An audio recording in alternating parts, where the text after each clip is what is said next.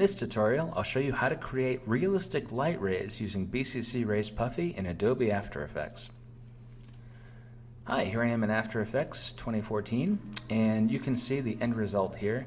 Very realistic, natural looking light rays coming from the isolated part of the sky in the background there. Okay, so let's get started and begin with a new comp. So going to bring this art beats footage into a new composition. You can see the source footage has no light rays in the background. So I'm going to start by applying BCC Rays Puffy. Default settings, you get a very colorful, noticeable light rays burst coming from the center point here. It's a very cool effect. I like it a lot. You can change the hue, of course, length and intensity using on-screen controls. And now that I've pointed those out to you, I'm going to hide them because I don't want to use them this time. But they're there and they're great. Alright, so what we want to do is first motion track the light center so it matches the motion of our shot. And we can do that using AE's motion tracker, but I'm going to use the built-in motion tracker because this allows me to save my motion data when I'm done and apply it in other effects or even other hosts if they have the same filter. Now, I could try to track the clouds, but they're low contrast. You know, I might have to stop and restart again. So I'm going to track the object closest to the clouds, which is these lights in the distance. So nothing to it. I'm just going to hit spacebar and play through the clip. This is going to take a while, so I'll skip to when it's done. And we're back. So here you can see my motion path, this little blue line, and you can see that it tracked very well. I did reposition it maybe once or twice, but not too bad. So what I'm going to do is go to Apply and select Light Source. So now our light rays will match the motion of the background. It makes a big difference. Okay, but we have our lights coming from exactly where we tracked. We want them to come from the clouds. So we can offset the motion path. Just go to Offset Y and, raise it high enough so that it looks like the rays are coming down. For this shot, I think something like -0.3 or 4 works really well. And yeah, we'll work from that. That should be pretty good. Look how we get that nice shadow coming off the building. Oh, I love that little touches like that. Just make it look really cool. Anyway, so now we don't need to see the motion path, so hide that. And you may have noticed we're getting light from weird places. Like we're getting it from above the clouds, we're getting it from the tops of the buildings. It's coming from, too many sources basically. So what I'm going to do is use our Pixel Chooser to limit where the light is coming from. And there's two major methods in the Pixel Chooser to choose from. So you have region and matte. So region relies on geometric shapes. So you can see here, if I turn the HUD back on, so this is like a rectangle that we can just use to mask where the light exists. So I'll go ahead and do that for the sky area.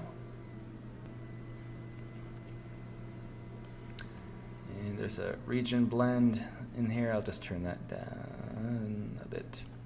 And I could also use AE masks for this, by the way. Since it's such a simple rectangle, I'll just do it with the built-in one. Next, I'm going to limit the colors that generate light. So I have got a matte channel here. You can use Luma. Luma works very well, of course, being a light filter. And if I say View Chosen Pixels, I get a black and white matte of what is being read. And I can adjust these thresholds here to make it a harder matte, which is what I want to do. Actually, for this particular effect, threshold works really well. So I can use the Luma, but since the clouds aren't just straight gray, I'm going to use HSL difference. I'll just say View Matte Source, so I can get a clean palette here. Oop.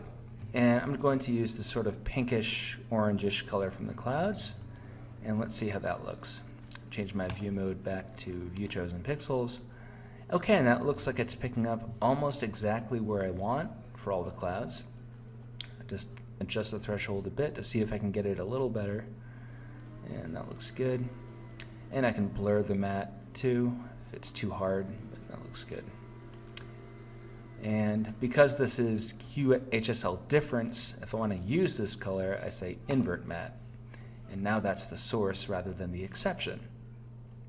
Okay, so I did all that. I go back to on, and it still looks kind of weird, doesn't it? Like it's bright, but it's not causing the light rays to go from that point.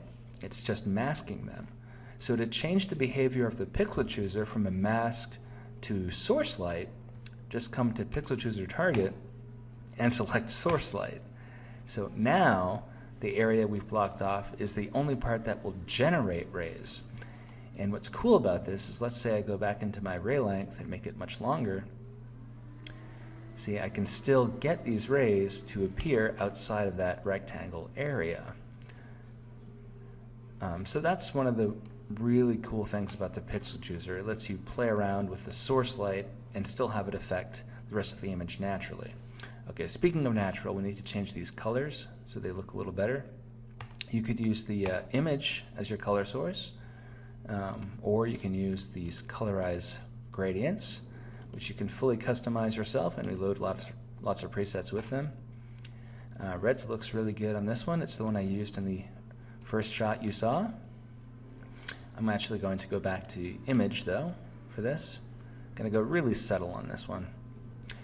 And they're a little hard to see, so we can make them more visible by changing the apply mode. Screen and add, of course, make them brighter.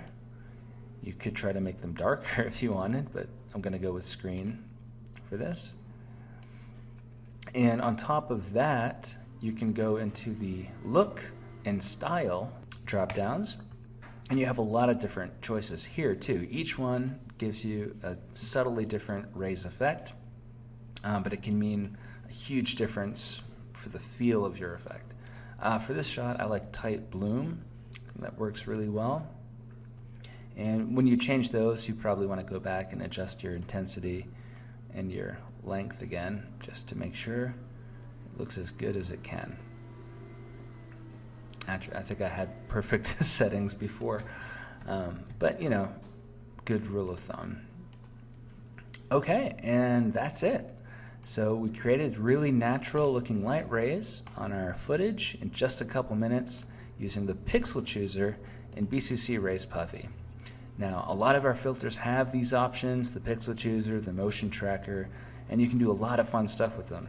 So to learn more, you can download a trial version and see more tutorials at our website, and that's borisfx.com.